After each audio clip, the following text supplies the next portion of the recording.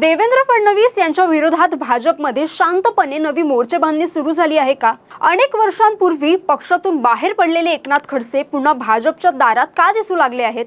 विनोद तावडे आणि एकनाथ खडसे यांची एक भेट हा केवळ शिष्टाचार होता की दिल्लीतून आलेला राजकीय संदेश?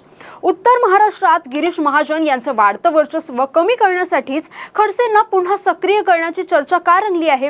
आणि सर्वात मोठा प्रश्न, महाराष्ट्र भाजपमध्ये सर्व काही सुरळीत दिसत असलं तरी आतून नेतृत्वाची नवी समीकरणं तयार होत आहेत का?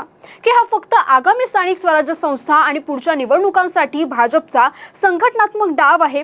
महाराष्ट्राच्या राजकारणात सध्या या प्रश्नाची सर्वाधिक चर्चा आहे. महाराष्ट्राच्या राजकारणात एकनाथ खडसे हे फक्त एक नेते नाही तर भाजपच्या जुन्या पिढीचं प्रतिनिधित्व करणारा चेहरा आहेत. गोपीनाथ मुंडे यांच्या सोबत त्यांनी उत्तर महाराष्ट्रात भाजप रुजवला. ओबीसी आणि बहुजन समाजात भाजपचा विस्तार करण्याचं त्यांचं योगदान मोठं मानलं जातं. त्या काळात महाराष्ट्र भाजप म्हटलं की गोपीनाथ मुंडे आणि एकनाथ खडसे ही जोडी डोळ्यांसमोर उभी राहायची. पण काळ बदलला, नेतृत्व बदललं आणि त्यानंतर सुरू झालं देवेंद्र फडणवीस युग. 2014 नंतर भाजपला महाराष्ट्रात अभूतपूर्व यश मिळालं. देवेंद्र फडणवीस मुख्यमंत्री झाले आणि पक्षात नवं नेतृत्व उभं राहू लागलं. पण याच काळात एकनाथ खडसेंचं राजकीय वजन कमी होत गेलं. त्यांच्यावर विविध आरोप झाले. त्यांना मंत्रिमंडळातून बाहेर जावं लागलं. पुढे विधानसभा निवडणुकीत तिकीटही नाकारण्यात आलं. मुख्यमंत्री पदाचे दावेदार म्हणून ज्यांचं नाव घेतलं जायचं तेच खडसे हळूहळू साईडलाईन होत गेले. या घडामोडींमागे नेमकं काय होतं यावर अनेक राजकीय चर्चा झाल्या. खडसेंनीही वेळोवेळी देवेंद्र फडणवीस यांच्या कार्यपद्धतीवर उघडपणे नाराजी व्यक्त केली. अखेर त्यांनी भाजप सोडून शरद पवारांच्या राष्ट्रवादीत प्रवेश केला.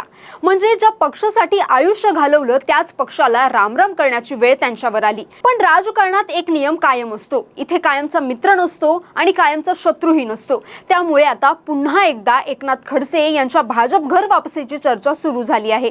या चर्चेला हवा मिळाली ती भाजपचे राष्ट्रीय सरचिटणीस विनोद तावडे यांच्या भेटीमुळे. मुंबईत तावडे आणि खडसे यांची झालेली भेट केवळ औपचारिक होती का की त्यामागे मोठं राजकीय गणित दडलं आहे? हा प्रश्न आता अधिक गंभीर झाला आहे. विशेष म्हणजे ही चर्चा अशाच वेळी सुरू झाली आहे जेव्हा उत्तर महाराष्ट्रात गिरीश महाजन यांचं वर्चस्व सातत्यानं वाढत असल्याचं मानलं जात आहे. जळगाव, धुळे, नाशिक आणि नंदुरबार या भागात महाजन यांनी संघटन आणि निवडणूक व्यवस्थापनात मजबूत पकड निर्माण केली आहे.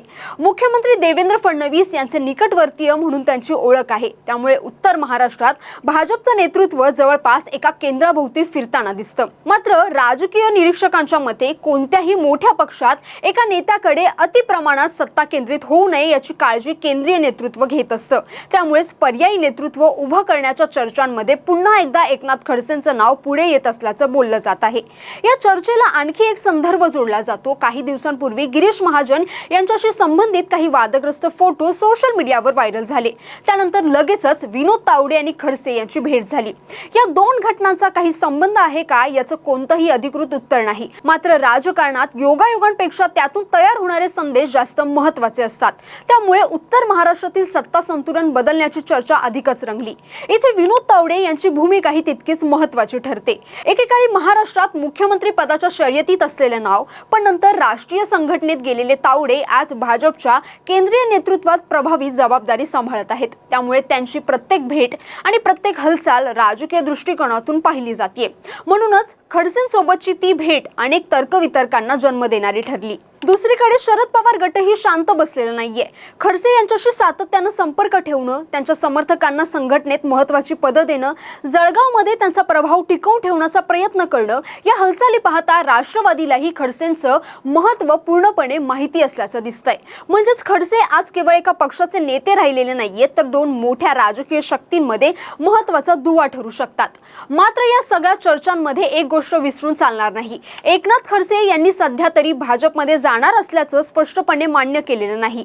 भाजपनेही कोणतीही अधिकृत घोषणा केलेली नाही. त्यामुळे घर वापसी निश्चित झाली आहे असा निष्कर्ष काढणं योग्य ठरणार नाही. पण राजकारणात अनेकदा घोषणा नंतर होतात आणि संकेत आधी दिसतात. म्हणूनच या घडामोडींकडे बारकाईने पाहिलं जात आहे. आता सर्वात मोठा प्रश्न आहे तो देवेंद्र देवेंद्र फडणवीस यांच्या नेतृत्वाचा नाही, तर भाजपच्या भविष्यातील संघटनात्मक रणनीतीचा.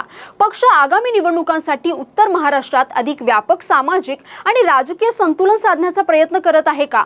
जुन्या पिढीच्या प्रभावी नेत्यांना पुन्हा सक्रिय करून भाजप आपली संघटनात्मक ताकद वाढवू पाहत आहे का?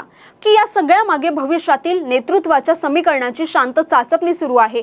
याची उत्तरे येणारा काळच देईल. पण एक गोष्ट निश्चित आहे, महाराष्ट्राच्या राजकारणात एकनाथ खडसे पुन्हा चर्चेच्या केंद्रस्थानी आले आहेत. आणि जेव्हा एखादा जुना अनुभवी आणि प्रभावी नेता पुन्हा राजकीय चर्चेच्या केंद्रस्थानी येतो, तेव्हा तो केवळ एका व्यक्तीचा पुनरागमनाचा प्रश्न नसतो, तो संपूर्ण राजकीय समीकरण बदलण्याची शक्यता निर्माण करणारा क्षण असतो. त्यामुळे आजचा खरा प्रश्न एकनाथ खडसे भाजपमध्ये येणार का एवढाच नाही, तर त्यांच्या संभाव्य पुनरागमनामुळे महाराष्ट्र भाजपमधील सत्तेचं आणि नेतृत्वाचं गणित किती बदलू शकतं हा आहे.